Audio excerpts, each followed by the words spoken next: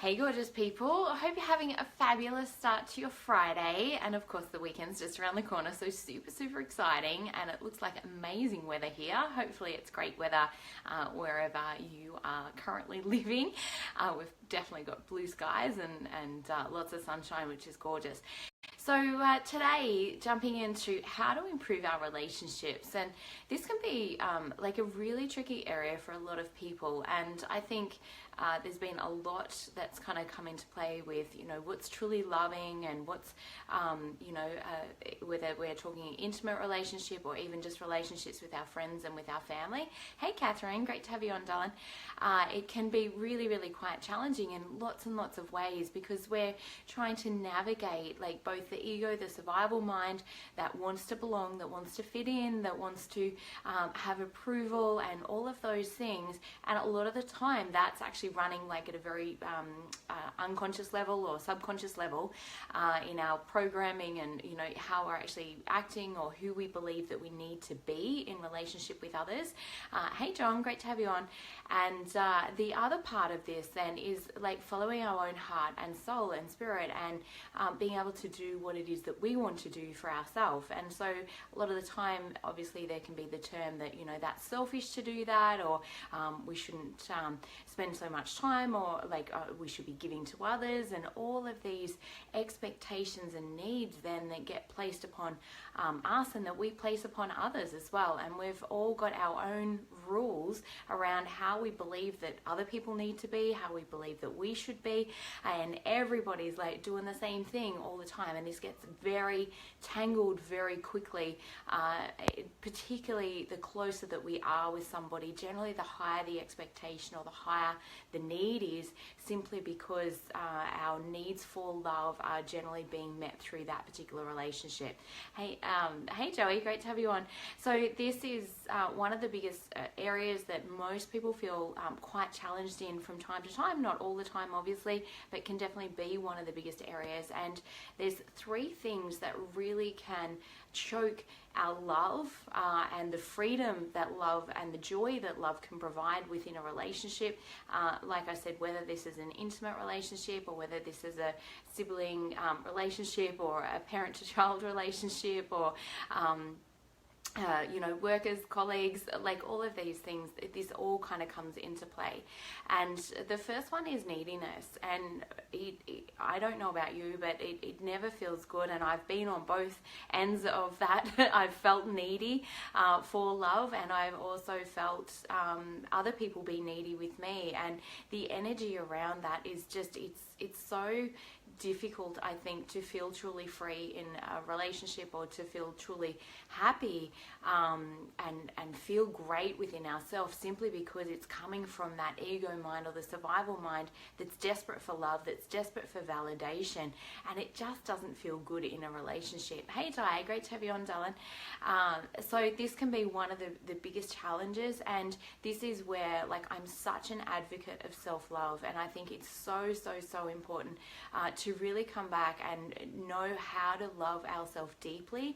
And for me personally, like it's been one of the biggest challenges, particularly over the last little while, in terms of like losing our center and being able to find ourselves again. And it was something like a huge journey that I went through like back in 2008, 2009, where stepping into understanding, what self-love actually was. Up until that point, I had literally tried to validate myself and tried to get my self-worth needs met simply through other people, and it was really detrimental to me. It made me feel so completely chaotic and totally out of control internally, because I was responding, and it was almost like, I'm holding out my self-worth to other people, saying, will you like it, or is it enough, and all of this. And depending on how other people really are feeling that day, even just within themselves, whether they're having a good or bad day,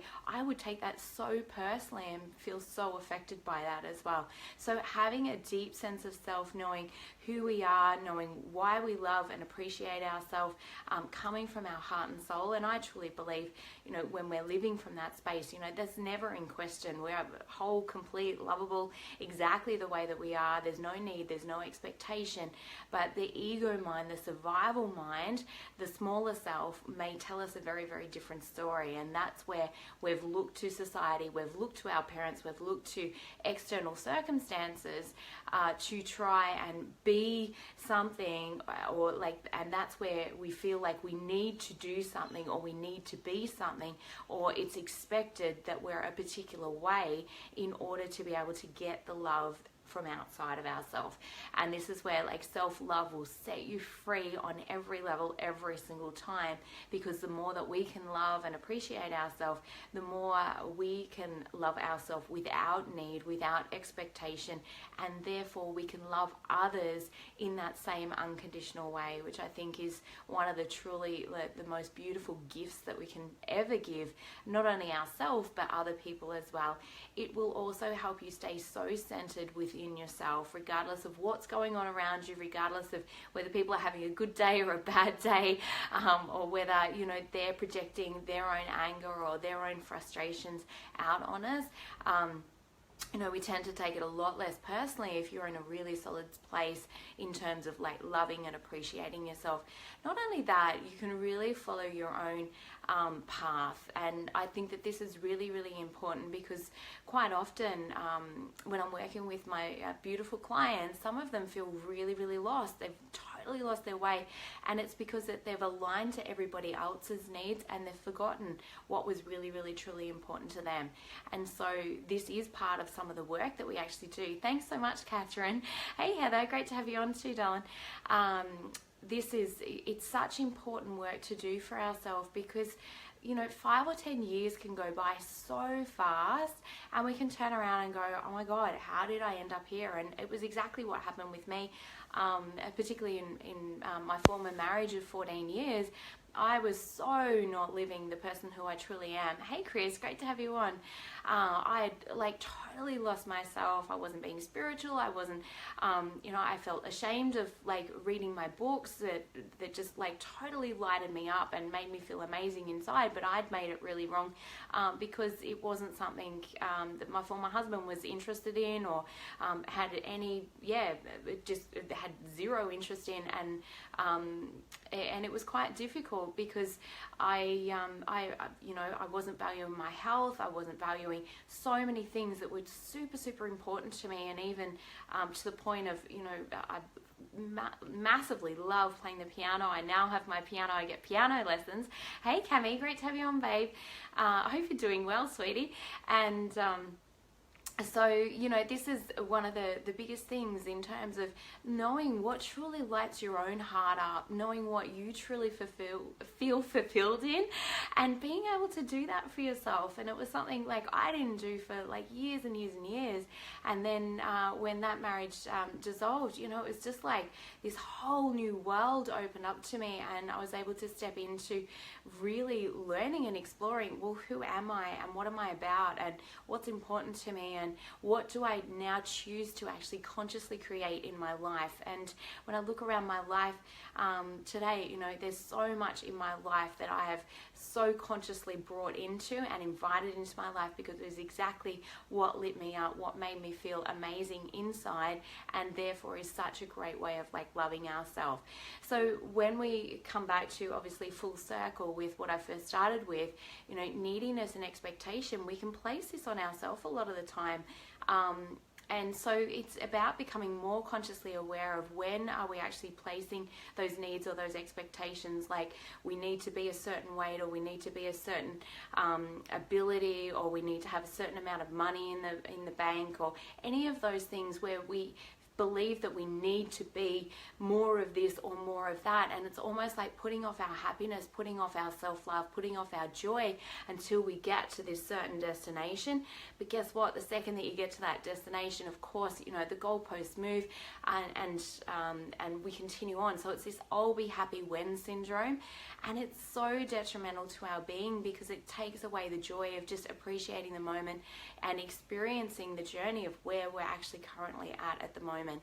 And whether that's in a less than ideal space in terms of your blueprint in your ego mind of where you feel like you should be or what you should be doing, again, that's just neediness and it's expectation, like I should have been more successful, or I should be this far down my journey or down my path, or I should have achieved this, or I should have this in my life. All of that is expectations, and it really does rob you of being able to love yourself exactly as you are right now. And I truly believe that until we can love ourselves deeply exactly as we are right now, without neediness — hey Lisa, great to have you on, darling — without neediness, without expectation, that it's very difficult to love another from that space as well. So it's one of the things that I'm really, really consciously aware of. I do have super high standards for myself, which definitely can go back into that expectation of needing to be particular things. But honestly, one of the most joyous moments in my life was actually discovering that I could be a blob on the floor. And I know that sounds dramatic, but I really felt like I could just be a blob on the floor. There was nothing I needed to do. There was nothing I needed to prove. There was nothing that I needed to be, or anything. That I was totally deserving of love, just exactly as I was, even if I was just a blob on the floor.